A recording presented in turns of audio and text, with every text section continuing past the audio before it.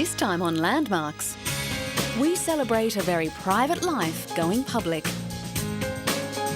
We turn cold as ice in Austria. Russia pays tribute to a significant British leader. And Australia's desert offers ancient knowledge to modern medicine.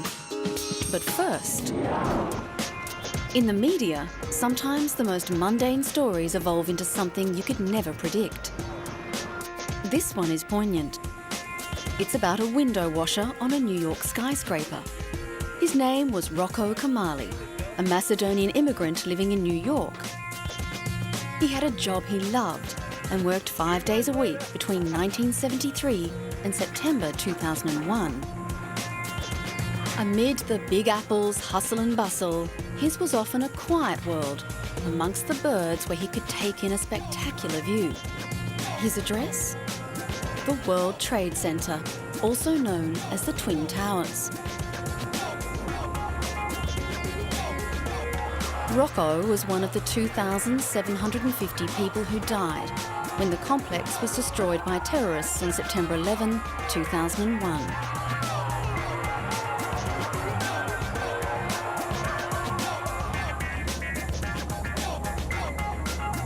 But before that tragic day, which for many changed the world forever, the story of the World Trade Center was largely one of triumph. From the time their planning began in 1960, the Twin Towers were a masterwork of modern construction. They held the title of the world's tallest building for 2 years in the 1970s. The Twin Towers were a continuation of the great New York building tradition, which in the early 20th century saw the construction of such greats as the Empire State and Chrysler buildings. The complex became best known for its iconic 110-storey Twin Towers. The World Trade Center was so large, it had its own zip code, 10048. In reality, it was a complex of 7 buildings in Lower Manhattan. The first tenants moved in December 1970, and by the time the ribbon-cutting ceremony was performed on April 4, 1973, the building had cost $900 million. During the 1990s, nearly 500 companies, including many of the world's best known, had offices in the complex. On a typical weekday, 50,000 people worked in the towers, with another 200,000 passing through as visitors. The building contains several architectural firsts. The building's core, which housed the elevator and utility shafts, supported the weight of the entire building. The floors supported their own weight, as well as live loads, providing lateral stability to the exterior walls and distributed wind loads. The floors consisted of 10-centimetre thick lightweight concrete slabs laid on a fluted steel deck. To solve the problem of wind sway or vibration, Chief Engineer Leslie Robertson took an unusual approach. Instead of bracing the building's corner to corner, the towers were essentially hollow steel tubes surrounding a central core, with perimeter columns sharing the loads. But even before their final destruction, the Twin Towers were already a target. In February 1993, a truck filled with 700 kilos of explosives was detonated underground, ripping a 30-metre hole through 5 levels of concrete. 6 people died and thousands struggled for air in the tower shafts. On that fateful day in September 2001, Rocco Kamali left behind many heartbroken friends and family. He loved his job. It was just him in the sky up there. No one bothered him, and he didn't bother nobody. It was his own words. It was decided soon after the attacks that the centre would be rebuilt, and a worldwide competition was conducted to find a suitable design. Architect Daniel Liebeskin's Memory Foundations was the winner. The 5-tower design includes the 541-metre Freedom Tower. The height becomes more meaningful when translated into feet. The tower will be 1,776 feet high, the year the American War of Independence began. Coming up, living in glass houses.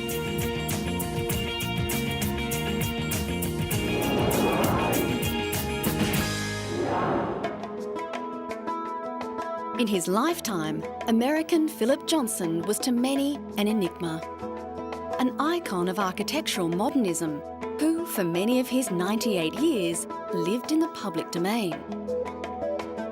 But despite designs such as the Sculpture Garden at New York's Museum of Modern Art, he captured the public imagination with a building that few were privileged to see or visit, his home, the Glass House. The house was built by Johnson in 1949 in New Canaan, Connecticut. The only way to see the all-glass construction was by receiving an exclusive invitation from the man who lived there. Finally, 3 years after his death in 2005, the see-through construction was opened to the public. The whole thing about a glass house is that it's like a great camping trip. You're here, but you don't have to carry your camping equipment with you, and you can relax in your birthday suit and enjoy outside. Now that it's open to the public, Dorothy Dunn, the director of the visitor experience for the Glass House, says visitors are flocking to see the structure. During the inaugural year of the public opening of the Philip Johnson Glass House, we're welcoming guests who have been waiting their entire careers for access to this great property that was very protected as a private home, where the only access was by invitation from Philip Johnson, to now a public destination. So we're a pilgrimage site. People are coming, they're quiet, they're tearing up. It's very moving, personally moving. Despite his very public life, the one-time dean of the American Architectural Institute lived in a house that was hidden from public view, behind a stone wall overlooking a pond, sitting on his 47-acre estate with rolling hills. The Glass House is a masterpiece of minimalist design.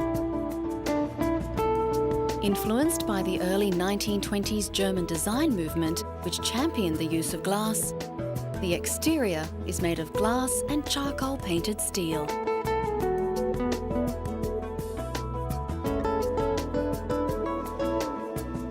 And for those people who've been to the site, you can't fully anticipate how it will transform you. And Johnson himself was a big believer in the power of architecture to wrap itself around you and to bring you to a very personal emotional response to place, to experience. And this is what we're offering at this site now. The interior is divided by low walnut cabinets. A brick cylinder contains the bathroom and is the only object to reach from the floor to the ceiling. The effect is a structure of simple yet beautiful geometry and proportion, transparent but reflective.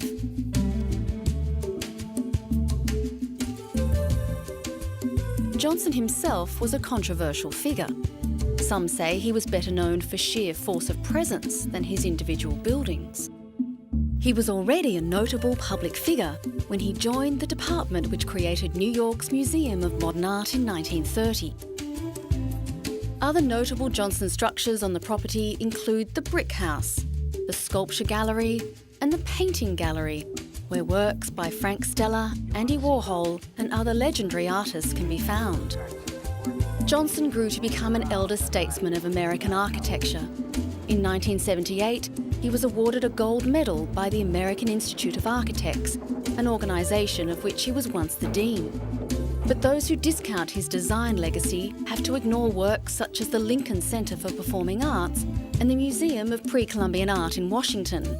Then there was his contribution to intellectual life, thousands of essays, papers and public talks. The Glass House was declared a National Trust landmark in 1997. There's been no shortage of stories on famous buildings in this series, many of them modern skyscrapers. And we've also seen the many ways people recreate their images in drawing, sand, and even chocolate. But one of our favourites are the ice sculptors.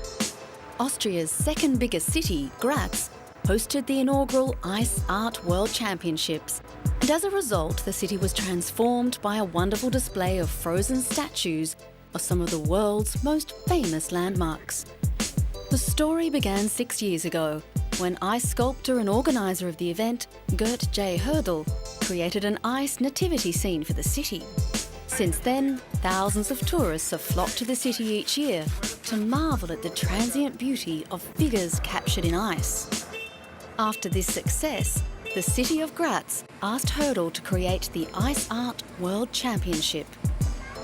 It took him 14 months of planning to bring this event to one of the best preserved old towns in Europe. Prior to the competition, 15 well-known buildings and symbols from around the world were created in ice and were put on display in the city centre. I'm building the ice crib for the 8th time here in Graz. This ice crib is the only one worldwide in these dimensions and size. I've got 45 tonnes of ice altogether.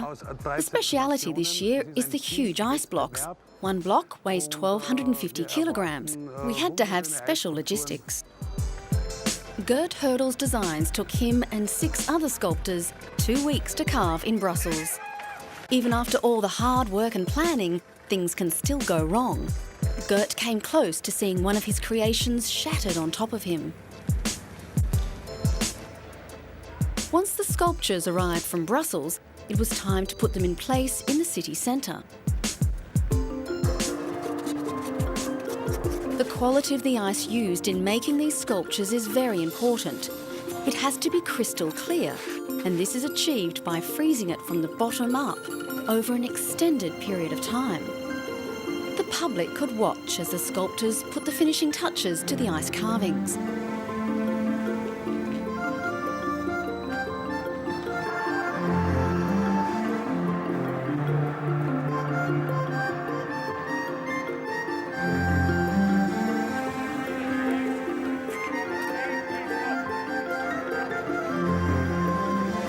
One of London's famous landmarks, Big Ben, drew a large crowd of onlookers as it was being assembled.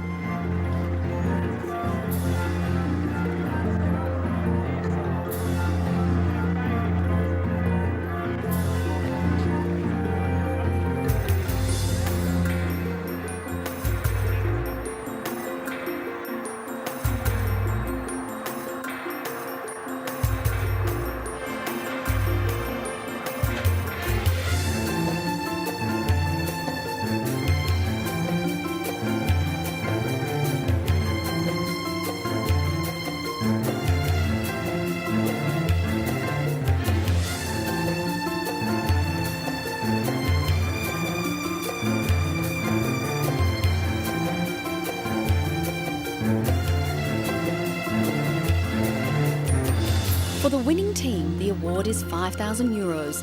Runners-up will receive €3,000 and for third place, €2,000. But the idea of this competition is not only to see who's the best in the world, but also to bring the art of ice carving to the people as they can watch each team in action. For me, there is a need to bring all these ice sculptures to the public, to stay in Herrengasse for as long as the public want to look at them. The figures, the sculptures that are going to be carved during the World Championship will also remain here for the public to view at no cost.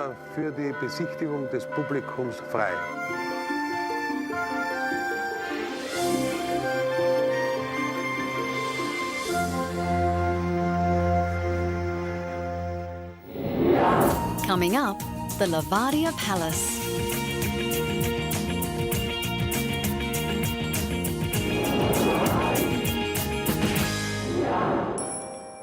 Even from a distance, his figure was unmistakable. Winston Churchill remains one of the most significant world leaders of the 20th century. It is legend that as Britain stood alone in the darkest days of World War II, it was Churchill's steely demeanour and determination that was a major factor in the country standing firm against overwhelming odds. Now his one-time ally and many times enemy, Russia, has recognised and paid tribute to the man that was Winston Churchill. A room in the ornate Lavadia Palace in the Crimean resort of Yalta has been dedicated to the life and career of the British statesman.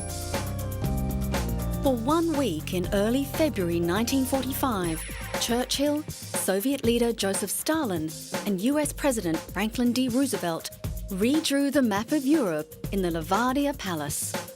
It was one of a series of conferences that contributed to the final defeat of Nazi Germany and Imperial Japan. The Palace Museum, which formerly served as a summer residence for Russian Tsar Nicholas II, has received a collection of books, CD-ROMs, videos and documents to enable visitors to better understand the British leader. A bust of Churchill has also been donated to the collection by his daughter, Mary Soames.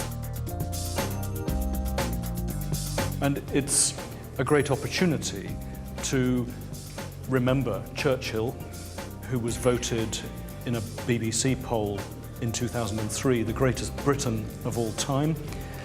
And I hope this means that many more people from Ukraine will get to know about Churchill. At the Yalta talks, the Big Three faced hard decisions on the future of Europe. At the time, Nazi Germany was being squeezed in an Allied vice, but not yet defeated. While the armies of the Western Allies had stalled on the River Rhine following the fierce Battle of the Bulge, the Soviets stood on the River Oder, barely 40 miles east of Berlin. But as history later showed, it was Russia who had the advantage at that critical time. They won the race to Berlin, and the Yalta Conference resulted in the post-war map that Stalin wanted. It is impossible to minimise the importance of what they did in February 1945. While the war had not yet finished, it does not matter how one views this event through the years. We also have plans to open Stalin's room by the 60th anniversary of the Crimea Yalta Conference in 2005. As Churchill later recalled, we had the world at our feet, 25 million men marching at our orders. We seemed to be friends. But it was also Churchill who later described the division of Europe between Western democratic governments and the Soviet-dominated communist regimes as though an iron curtain had descended across the continent. While Churchill's greatness as a wartime leader was undoubted, Britons did not see him as the man they wanted at the resumption of peacetime. By that time, his political career had stretched longer than 50 years. Besides including 2 world wars and the Great Depression, he saw the development of the airplane from paper to the jet engine and the birth of radio and television. But even opponents would have been wary of writing the great man off. Churchill was to regain power one last time in 1951 and was to revisit Russia and Stalin with the then US President Truman one last time in 1952. He died in 1964 at the age of 90. Since then, scientists have searched for the so-called Churchill gene, the one that enables a man to smoke improbably large cigars and drink a sizable amount of whiskey on a daily basis and still live 9 decades.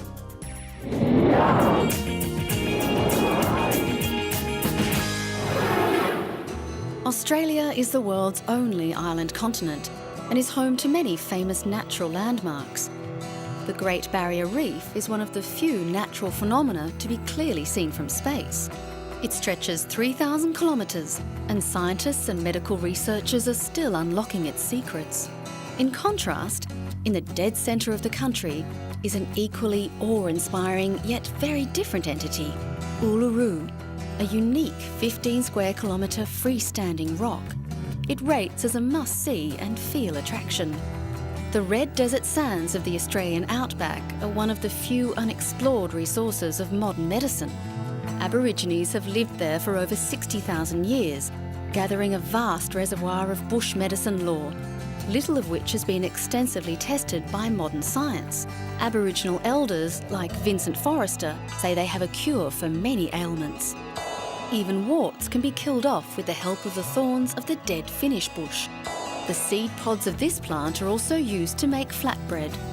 Well, when you look around the desert park, you walk around in the bush, you have a look at all the pretty flowers, but those pretty flowers, that's our supermarket, that's our pharmacy, all wrapped up in one.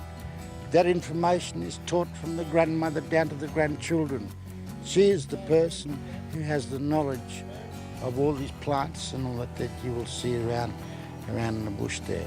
They are the keepers of the intellectual property. It is knowledge built on countless generations of experience, but in the last 2 centuries, many scholars have published cultural information from Indigenous people without asking for approval first. This has stopped Aborigines from sharing a lot of their knowledge, especially details on bush medicine. Elders like Forrester are adamant that their traditional information should not be handed out to anyone and instead needs the protection of intellectual property rights. There's hundreds of them. Aboriginal people have known about lots of different plants, lots of ones that we still don't know about, but we're yet to find a lot of them and what they're good for. So here at the park we go out and look for different types of plants that might be useful to people in their gardens. But Aboriginal people have had this knowledge for tens of thousands of years, so for them it's nothing new. 3 years ago, a far-reaching ethno-pharmacological study of Australian medicinal plants was begun, aimed at documenting the medical knowledge of elders in the Yagul community. These researchers are unlike previous scientists. They are working with Indigenous communities to protect their intellectual rights, something that has put them at the forefront of an international movement on the issue. They are scientifically testing a wide range of plants that Aboriginal elders have said are particularly potent, working on well-known plants such as the leafless ballot, as well as some previously unidentified specimens. Joanne Jamie, senior researcher of the project, says their team was approached by the Aboriginal community in a bid to document information that was being lost. This is regarded as a very important issue because this knowledge is being lost, and it's being lost in part, unfortunately, because elderly members of the communities that have this information are dying, and also because communities, social changes are actually undergoing dislocations. So there's actually a real need by the communities to have this information documented for its preservation, for its cultural purposes. The research team is hopeful of finding new cures for illnesses, but just as important to them is ensuring that any medicinal agents they produce will be internationally patented. It's hoped that this is the beginning of a project that takes ancient knowledge to the modern world.